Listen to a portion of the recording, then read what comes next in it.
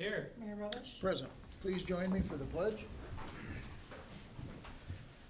I pledge allegiance to the flag of the United States of America and to the republic for which it stands, one nation, under God, indivisible, with liberty and justice for all.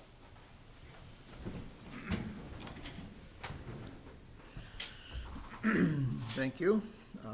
Moving on to the agenda approval, is there anything that I missed we need to add, or Move to approve the agenda.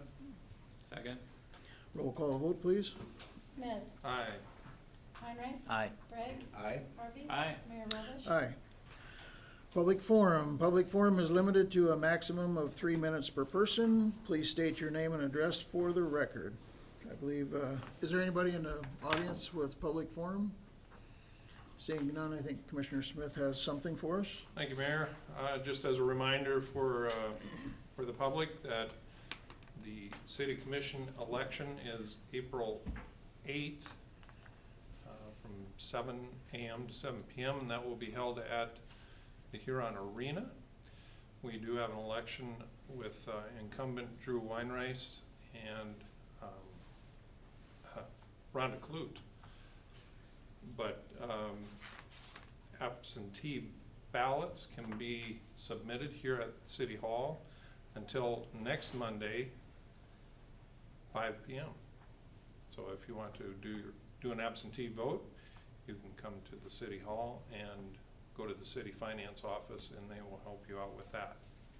Again, the absentee voting is eligible until next Monday, 5 p.m. at City Hall. All right, thank you for that reminder. Anyone else have anything for consent agenda? All right, moving on to, that was for public forum, I'm sorry.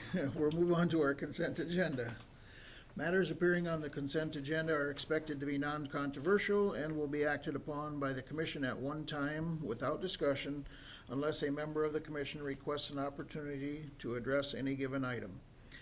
Items removed from the consent agenda will be discussed at the beginning of the formal items. Our consent agenda consists tonight of 4.1 minutes of March 24th, 2025, 4.2 fuel quotes for city departments, 4.3 consider special on-off alcoholic beverage license filed by Top Floor Events for a chamber mixer on May 13th, 2025 at HRMC 172 4th Street Southeast.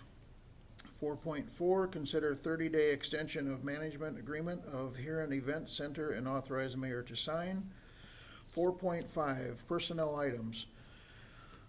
Number 1, full-time status of Patrol Sergeant Cole Long effective March 23, 2025 for completing the 45 calendar day probationary period as required with his promotion. Number 2, full-time status of Police Officer Cody Maxwell effective March 23rd, 2025 for completing the 45-day calendar probationary period as required with his transfer. And number 3, full-time status of Police Detective Sergeant Andrea Rietveld effective March 23rd, 2025 for completing the 45-day calendar probationary period as required for her transfer. And number 4, seasonal hiring for Broadland Pro Shop and Parks and Recreation Maintenance. 4.6, payment of the bills. Motion to approve consent. Second. Thank you. Roll call vote, please. Smith? Aye. Heinrice? Aye. Bragg? Aye. Harvey? Aye. Mayor Robish? Aye. Excuse me, moving on to 6.1, petitions and communications. Consider approval of Country Club irrigation contract and authorize the mayor to sign the contract. This is kind of I don't know if it's an annual, biannual, or whatever, but Commissioner Bragg, do you want to elaborate on that? Sure, be happy to. Yes, you're correct. It is an annual agreement. We started the past few years in understanding with them to, just because of the increased costs and wanting to amortize out any replacement of that we would have an increase on that, so we continued with that again this year, and they agreed to that and signed it. So Okay. it provides them to pump out of our ponds into their ponds for the purpose of irrigation, and it has has typically not been a huge issue. We did have a problem with the pump going out, if you recall, last year, so that was a big challenge, but they still paid their portion per the contract, and we were able to move forward. Okay. Is that in the form of a motion? I would make that motion. Second. Any questions? Roll call vote, please. Smith, Aye. Weinreich, Aye. Bragg, Aye. Harvey, Aye. Mayor Robish. Aye.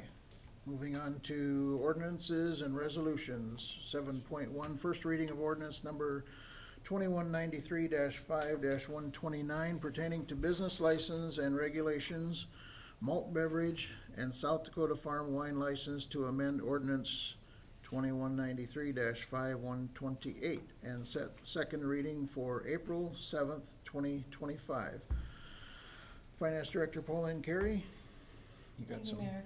And I just wanna note, I apologize, I just seen this this is actually for all liquor licenses, Oh, not just South Dakota Farm, so I need to make that change okay. to first reading if you're all right with that.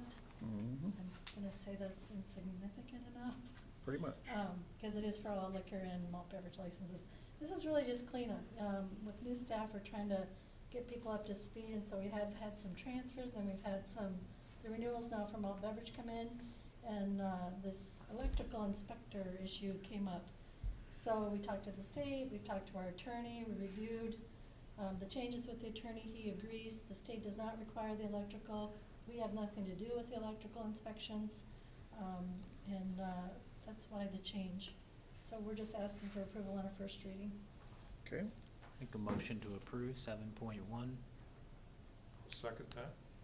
any other questions for clarification? Roll call vote, please.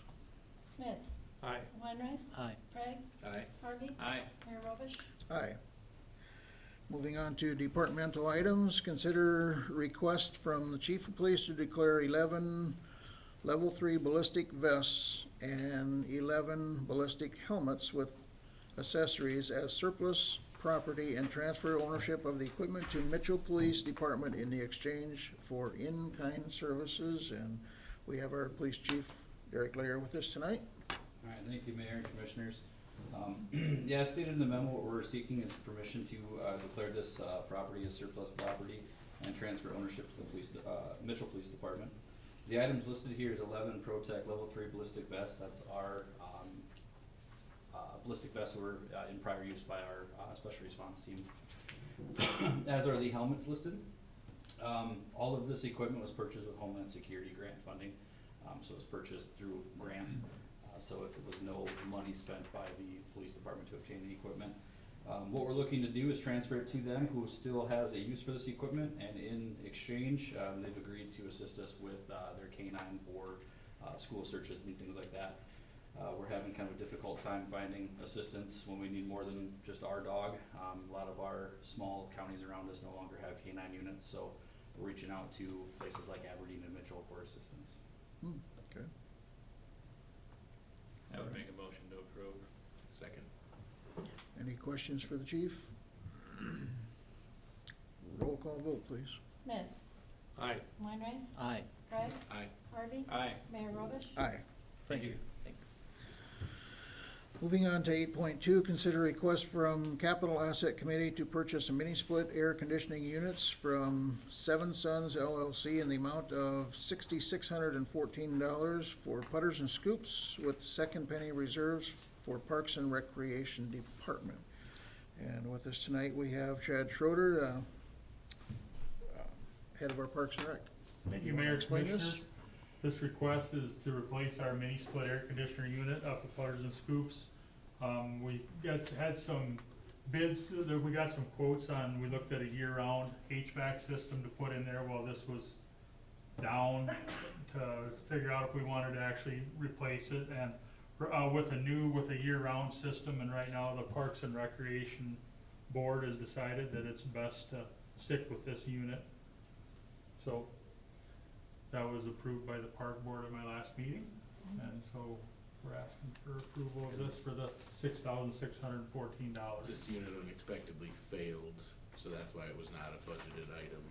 And we did try to purchase a little kind of a portable air conditioning unit to get her through the end of the season, and that was not adequate. It actually damaged one of the coolers, ice cream coolers in there because it was getting too warm. So even though this was not a planned budgeted item, we need to get it in order for that business to operate in that space.